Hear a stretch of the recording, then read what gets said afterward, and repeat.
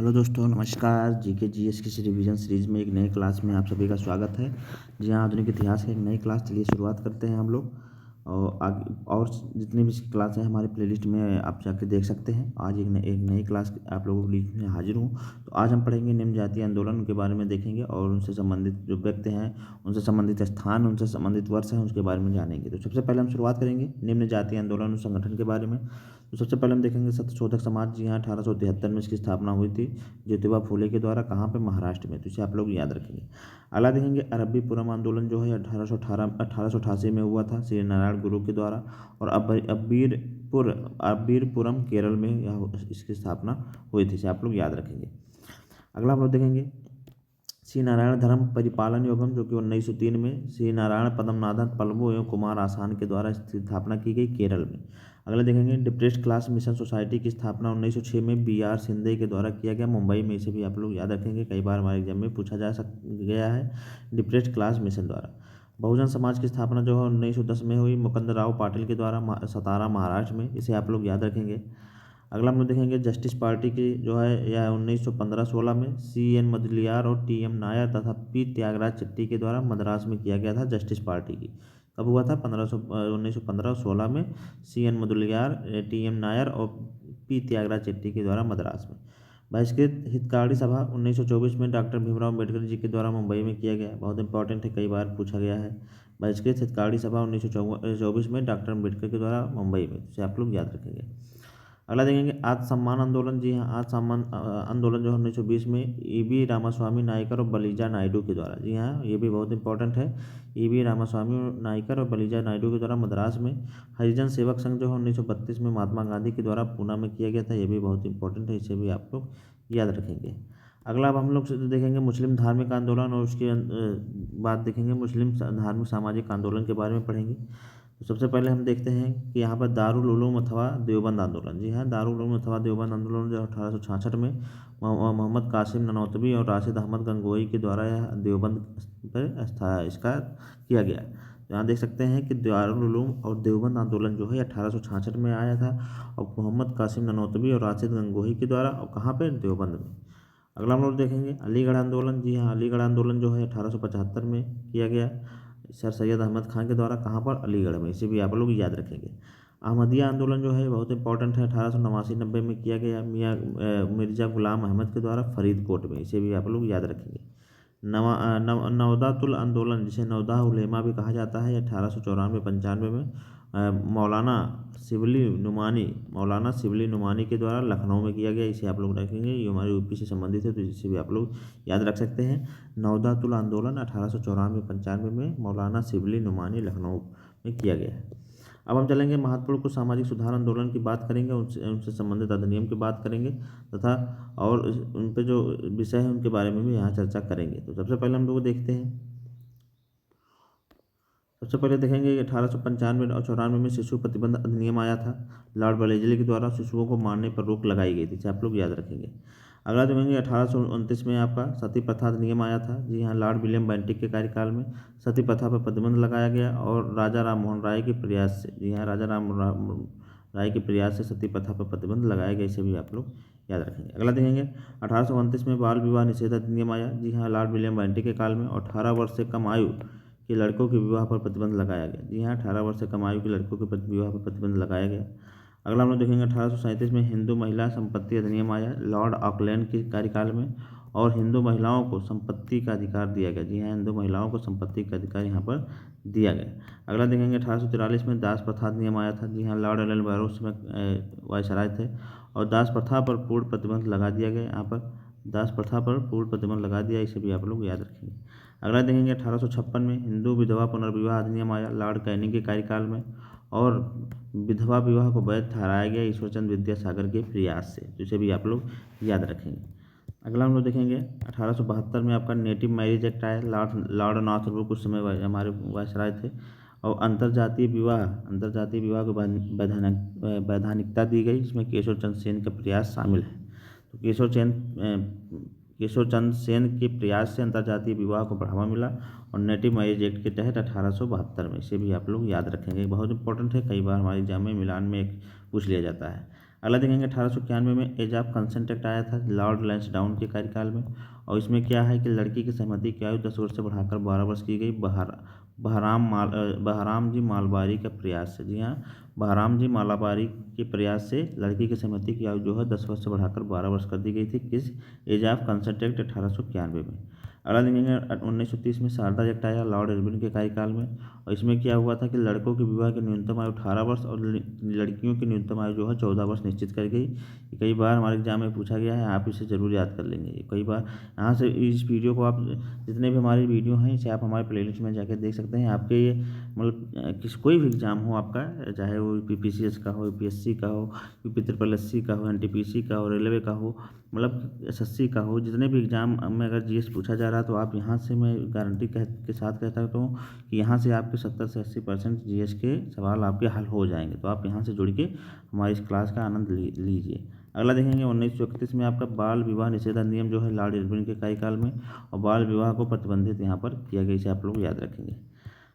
तो अब हम चलेंगे किसान मजदूर और जनजातीय आंदोलन की बात करेंगे। जी हाँ, किसान मजदूर और जनजातीय आंदोलन के बारे में देखेंगे और उसके बारे में पढ़ेंगे। तो यहाँ सबसे पहले हम देखते हैं मोपला विद्रोह। जी हाँ, मोपला विद्रोह जो है 1836 बहुत इंपॉर्टेंट है। यहाँ पर हमने सभी को हाईलाइट भी कर दिया है। सारे के सारे जो है आंदोलन है बहुत महत्वपूर्ण होते हैं, और किसी न किसी एग्जाम में तो ये पूछ ही लिए जाते हैं। तो आप इसे बड़े ध्यान से पढ़िएगा और इसे ज़रूर याद कर लीजिएगा, क्योंकि यहाँ से तो क्वेश्चन बनना 100% कन्फर्म है।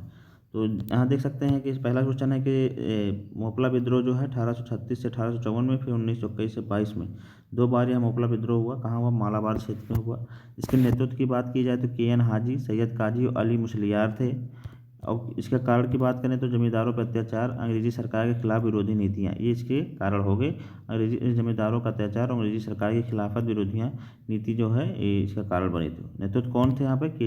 KN हाजी, सैयद काजी और अली मुसलियार। तो यहाँ 2 काजी हैं, एक हाजी, एक काजी और एक मुसलियार, इस तरह आप याद कर सकते हैं। तो कब हुआ था? 1836 से 54 में, 1921 से 22 में मालाबार क्षेत्र में। अगला देखेंगे पागलपंथी विद्रोह, ये उत्तरी बंगाल में हुआ था करम शाह और टीपू के द्वारा। जी हाँ, करम शाह और टीपू के द्वारा पागलपंथी हुआ था। तो यहाँ पे आ सकते हैं पागल के करम टीपू जाने, पागल के करम टीपू जाने। तो इस तरह से भी याद कर सकते हैं रिलेट करके। और जमींदारों के अत्याचार के विरुद्ध यह जो है विद्रोह आया था, इसे भी आप लोग याद रखेंगे। अगला हम लोग देखेंगे कि फैराजी आंदोलन जो है, फैराजी आंदोलन 1838 में आया था, फरीदपुर बंगाल में हुआ था ये। इसमें को है हाजी शरीतुल्लाह और दादू मियाँ। जी हाँ, जो है हाजी शरीतुल्लाह, तो फैराजी की शरीर में दाद हुआ। जी हाँ, फैराजी के शरीर में दाद हुआ, इस तरह भी आप याद कर सकते हैं कि फैराजी के शरीर में दाद हुआ, और इस तरह आप इसे रिलेट करके याद कर सकते हैं। फैराजी आंदोलन 1838 में फैराजी के शरीर में दाद हुआ। तो यहाँ शरीर से शरीतुल्लाह, दादू से दादू आप याद कर सकते हैं। और किस लिए आया था? कि जमींदारों के अत्याचारों के विरुद्ध एवं अर्ध धार्मिक स्वरूप के उपलक्ष्य में आया था, जिसे आप लोग याद रखेंगे। अगला हम लोग देखेंगे नील विद्रोह। जी हाँ, बहुत इंपॉर्टेंट है। 1859-60 में आया था ये बंगाल में। विष्णु विश्वास और दिगंबर विश्वास। तो यहाँ पर जो है विष्णु जी नीले रंग के थे और वह दिगंबर बिना वस्त्र के रहते थे। तो दिगंबर अब जैसे होता नहीं है कि विष्णु जी नीले मतलब नीले कलर के थे, और वह दिगंबर मतलब बिना वस्त्रों के भी रहते थे। दिगंबर मतलब बिना वस्त्र के होते हैं, जिसे आप कह सकते हैं। तो यहाँ और विश्वास दोनों में है, इस तरह भी आप कर सकते हैं कि दोनों में विश्वास है, इसे भी रिलेट करके याद कर सकते हैं कि नील में आपका विष्णु और दिगंबर मतलब विश्वास, नील पे विश्वास। इस तरह आप याद कर सकते हैं। कब हुआ? 1859-60 में। कब हुआ? किसके लिए हुआ था? किसानों से बलपूर्वक नील की खेती करवाना। जी हाँ, किसानों से बलपूर्वक नील की खेती करवाने के उपलक्ष्य में यह आया था। अगला हम लोग देखेंगे पावना विद्रोह जो है 1873 में आया था, और यह बंगाल में ही आया था। इसके जो आंदोलनकर्ता थे ईशान चंद्र राय, केशव चंद्र राय और शंभूनाथ पाल। यहाँ देख सकते हैं कि राइस में भी और यहाँ पाल। तो पावना जो है, पावना राय के साथ पाल। तो यहाँ पावना जो है, यहाँ यह चाहे पावना को आप राय के जोड़ के शंभू जोड़ सकते हैं। तो यहाँ हमने देख लिया कि पावना विद्रोह जो है ईशान चंद्र राय, केशव चंद्र राय और शंभूनाथ पाल इसलिए लाया था। ये काश्तकारी की जमीन कब्जे के विरुद्ध षड्यंत्र, बेदखली की लगान वृद्धि, तो इसके लिए यहाँ पर ये इसे लाया गया था, इसे आप लोग याद रखेंगे। अगला हम लोग देखेंगे दक्कन विद्रोह जो है 1874-1875 में आया। पूना, अहमदाबाद, सोलापुर, सतारा में। इसके जो नेतृत्व करता थे बाबा साहब देशमुख थे। जी हाँ, दक्कन के देशमुख, इसे ऐसे याद सकते हैं कि दक्कन के बाबा या दक्कन के देशमुख। तो यहाँ देख सकते हैं कि बाबा दक्कन के बाबा साहब या दक्कन के देशमुख इस तरह से रिलेट करके आप याद कर सकते हैं। कब आया था? 1874-1875 में। और किस लिए आया था? कि कपास कृषकों पर लगान वृद्धि महाजनों द्वारा बेदखली किया गया था, इसलिए इसे लाया गया था। अगला हम लोग देखेंगे बिजौलिया आंदोलन, जो कि 1905, 1913, 1916, 1927 4 डेट इसकी मानी जाती है। यह राजस्थान में हुआ था। सीताराम दास और मणिक लाल वर्मा के द्वारा यह लाया गया था। जी हाँ, बिजौलिया आंदोलन जो है सीताराम और मणिक लाल, जी हाँ, तो यहाँ देख लिया कि हमने सीताराम दास और मणिक लाल वर्मा के ने इसे लाया था। और इसलिए लाया गया था, किसानों पर विभिन्न प्रकार के कर लगाए गए थे। जी हाँ, किसानों पर विभिन्न प्रकार के कर लाए, इसलिए बिजौलिया आंदोलन को लाया गया था। अगला हम लोग देखेंगे चंपारण सत्याग्रह, जो कि 1917 में चंपारण, मोतिहारी, बेतिया, मधुबनी, बिहार में आया था ये। इसके जो नेतृत्वकर्ता थे महात्मा गांधी थे, राजेंद्र प्रसाद थे, ब्रजकिशोर प्रसाद थे, राजकुमार शुक्ल थे। तो इन्हीं राजकुमार शुक्ल के कहने पर ये महात्मा गांधी वहाँ इस आंदोलन में शामिल हुए थे। और इनके साथ साथ राजेंद्र प्रसाद, ब्रजकिशोर प्रसाद और राजकुमार शुक्ल शामिल हुए थे। तो यहाँ आप याद कर सकते हैं राजकुमार शुक्ल जो है इन्होंने बुलाया था। बाकी प्रसाद और प्रसाद दोनों में है, तो ये दोनों लोग भी महात्मा गांधी के साथ शामिल रहे हैं। और यह तिनकठिया प्रणाली के विरोध में आया था, इसे भी आप लोग याद रखेंगे।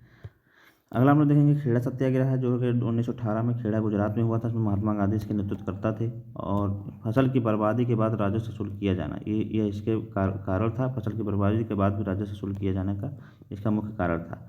अगला हम देखेंगे अवध किसान आंदोलन 1920-21 में। जी हाँ, प्रतापगढ़, रायबरेली, सुल्तानपुर, फैजाबाद उत्तर प्रदेश में हुआ था ये। और इसके बाबा रामचंद्र जी थे इनके नेतृत्वकर्ता। अवैध लगान वसूली भू बेदखली नियम को लागू करने के लिए मतलब यहाँ पर यह किया गया था। जी हाँ, अवैध लगान वसूली और भू बेदखली नियम जो लागू किया गया था उसी के खिलाफ यह आंदोलन आया था। तो हम देख लिया अवध किसान सभा आंदोलन 1920 में। और प्रतापगढ़, रायबरेली, सुल्तानपुर, फैजाबाद, इसे आप याद रखेंगे बाबा रामचंद्र के द्वारा।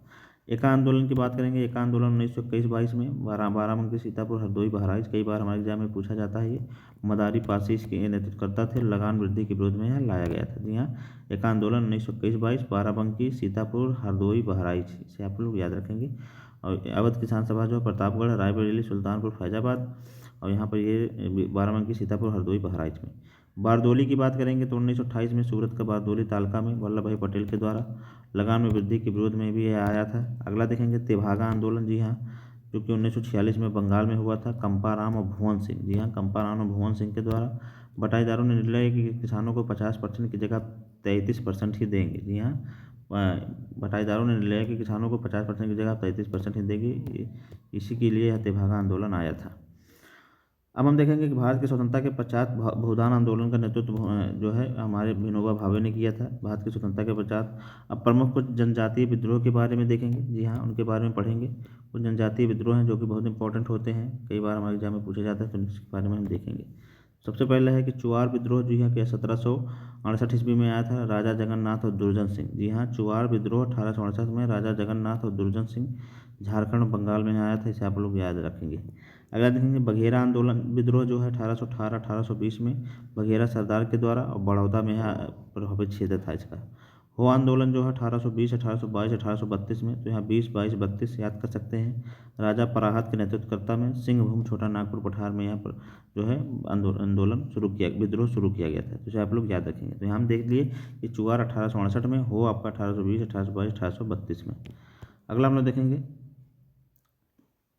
भील आंदोलन, जो कि 1812, 1819, 1825 में।